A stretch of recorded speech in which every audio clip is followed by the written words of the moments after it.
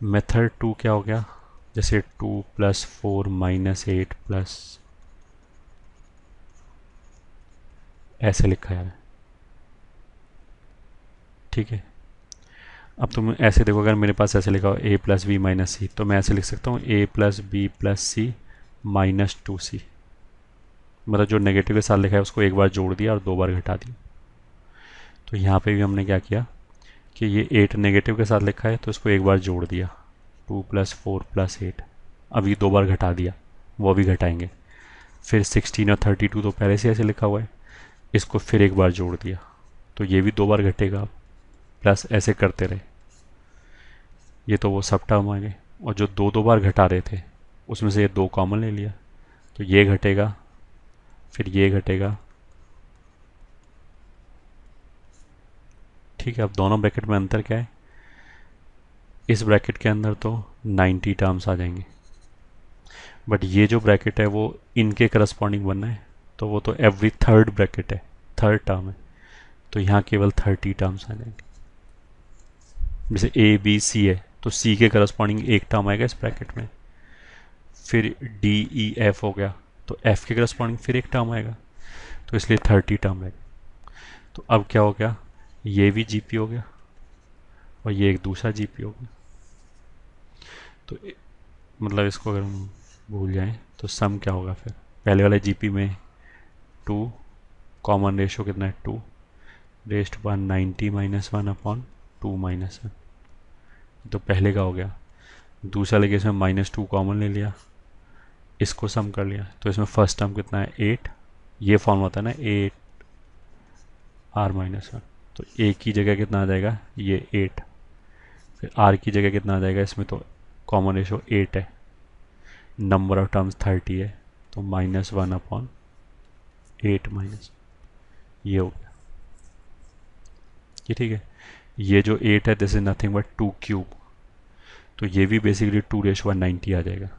तो ये term common भी है दोनों में, क्योंकि दोनों ही जगह 2⁻90 -1 लिखा हुआ है, तो सिंप्लीफाई कर सकते हो अपने आप।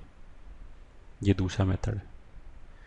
वैसे तो तीसरा मेथड भी है कि ऐसे करके इस सीरीज़ को अलग कर दिया, फिर दूसरे दूसरे टर्म जो हैं ऐसे करके उसको अलग कर दिया, और जो फिर ये तीसरे तीसरे टर्म है इनको अलग कर दिया, तो 3 इंडिविजुअल जीपी बन जाएंगी, उनको सम कर लिया। वैसे भी कर सकते, ठीक है। That I am not doing, you will do it yourself. Third हो गया। फोर्थ पे आए, x+y, x² एन टर्म्स तक। चलो इसे भी सॉल्व कर लेते हैं, ठीक है। फोर्थ क्या था, x × x+y plus x² × x² + y² plus x³ × x³ + y³ plus and so on an terms, ठीक है। बहुत ईजी है ये भी।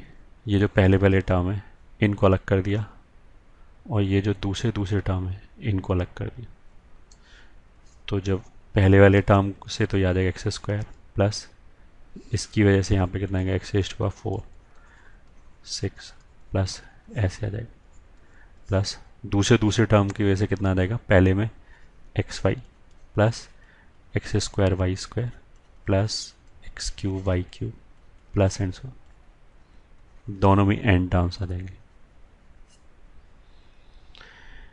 दोनों ही जीपी हो गया, ये भी जीपी है, ये हो जाएगा फर्स्ट टर्म ए, आर कितना है x² है, रेस टू पार x² से x⁴ हुआ तो आर का वैल्यू x² हो गया, तो raise to power number of terms n -1/r-1।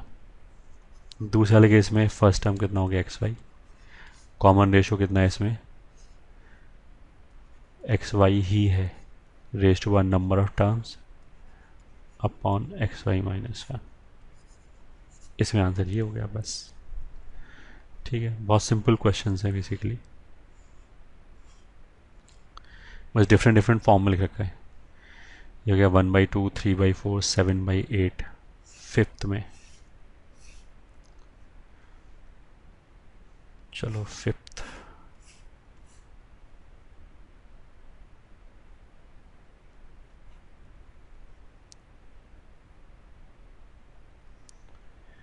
ठीक है, कितना है 1/2, 3/4, 7/8। तो फिफ्थ कितना था 1/2, 3/4, 7/8 प्लस 15/16 प्लस ऐसे n टर्म्स तक है। ठीक है, अब इसमें ऑब्जर्व करने वाला चीज़ क्या है कि नीचे तो दो दो से मल्टीप्लाई हो रहा है और ऊपर हमेशा क्या है इससे एक कम आ रहा है। ठीक है, तो उसका मतलब ये है कि फिर हम हाफ को ऐसे ले सकते हैं 1 माइनस हाफ, 3/4 को ऐसे लिख सकते हैं 1 माइनस 1/4। मतलब जो ऊपर एक कम आ रहा है ना 3, उसको लिख लिया 4 - 1। फिर ये जो 7 आया इसको लिख लिया 8 - 1, सेपरेट कर दिया। ऐसे भी बोल सकते हैं 1 माइनस 1/8 प्लस 1 माइनस 1/16, ऐसे करके टोटल n ब्रैकेट्स आ जाएंगे। ठीक है, तो इसमें ये जो 1 1 1 है इनको तो निकाल के अलग जोड़ लिया, वो तो n हो जाएगा, और इन सब को अलग कर दिया तो उसमें माइनस हाफ अगर कॉमन लिया तो 1 प्लस हाफ प्लस 1/4 ऐसे करके आ जाएगा n terms, which is equal to n minus half.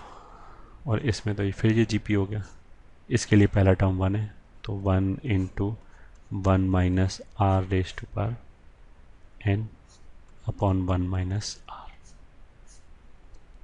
Which is equal to n minus half, और ये भी हाफ हो जाएगा तो वो ऊपर जाके 2 हो गया, ये हो गया बस। ठीक है, ये कैंसिल, तो ऐसे भी लिख सकते हैं n-1 प्लस 2 रेस्ट पर n, ये भी आंसर है। ठीक है, ये फिफ्थ पार्ट हो गया। सिक्स पार्ट देख लिया, 2 2 4 1 8 हाफ 16 एंड 55 टर्म्स।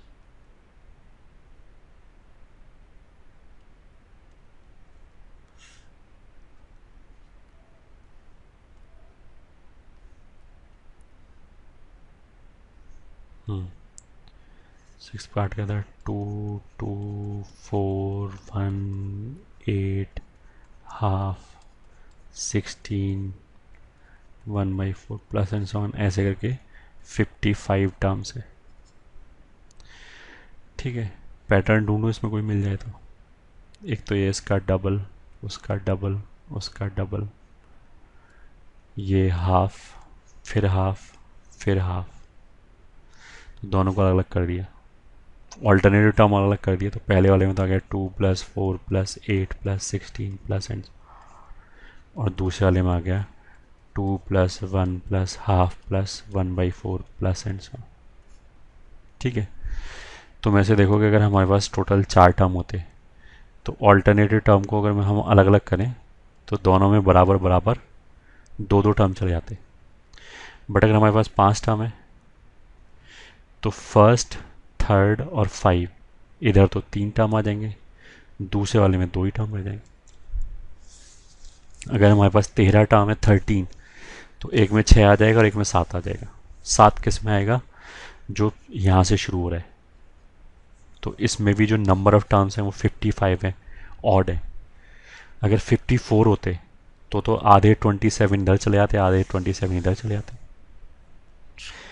उसके बाद जो 55th टर्म आएगा वो पहले ब्रैकेट से आएगा, तो मतलब इसमें तो 28 टर्म्स हो गए और इसमें 27 टर्म्स हो गए, ये डिफरेंस है।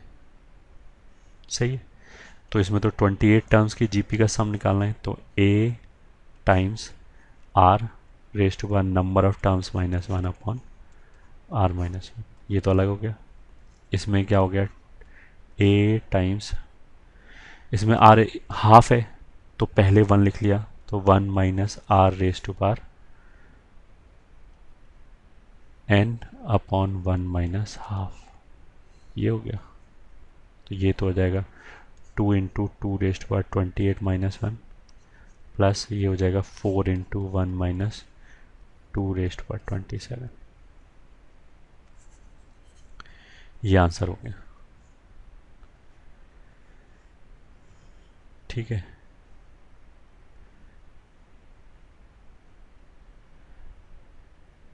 एक और बच गया। सेवेंथ पार्ट क्या है, x plus y x square plus x y plus y square, और एन टर्म्स हैं ऐसे।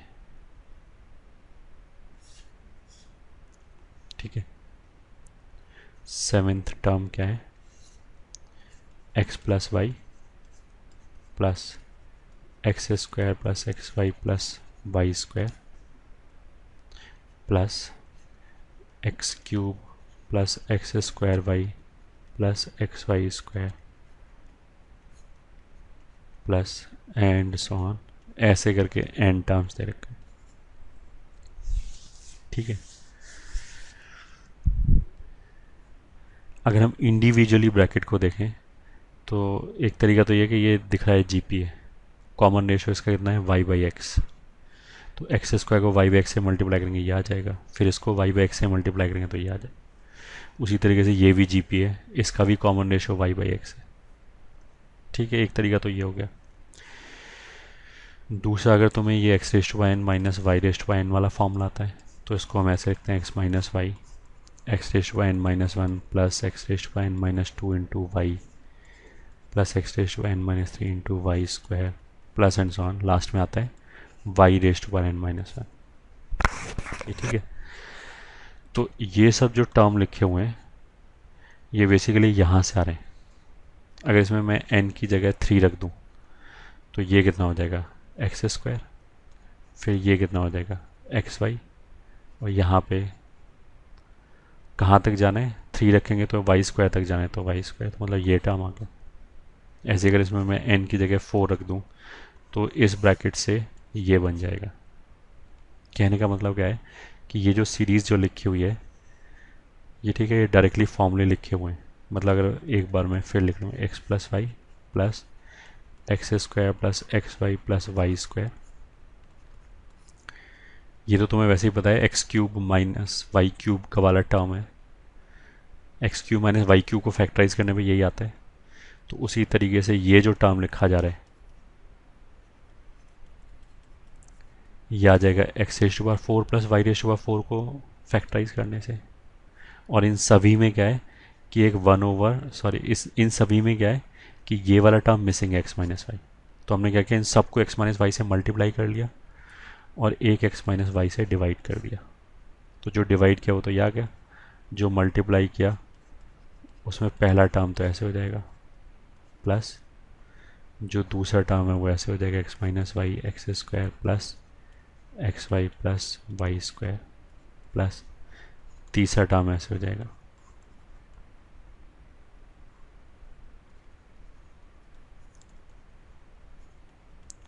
Plus y cube plus and so on. ठीक है, this will be 1 over x minus y. इस पे फॉर्मूला लग गया, कौन सा फॉर्मूला लग गया x square minus y square plus फिर इस पे फॉर्मूला लग गया वो x cube minus y cube plus अगले वाला हो जाएगा x raise power 4 minus plus and so, ये हो जाएगा। ठीक है, क्या करें अब इसमें अलग कर दिया, एक्स वाले टर्म को तो एक तरफ कर दिया, वो तो ये आ गया x square plus x cube plus x raise to power 4 plus and so on minus दूसरे टर्म को अलग कर दिया।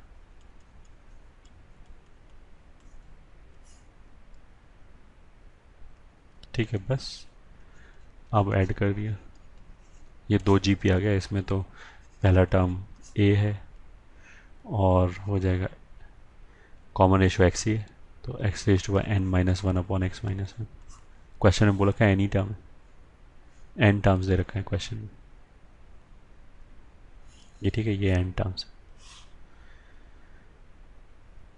ऐसे ही दूसरे वाले में हो जाएगा y square into y raise to n minus one upon y minus one. ठीक है, और फर्दर सिंप्लीफाई करना चाहो तो कर सकते हो अपने आप, आंसर तो ये हो गया।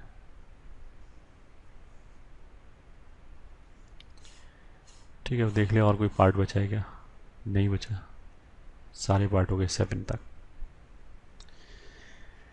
बस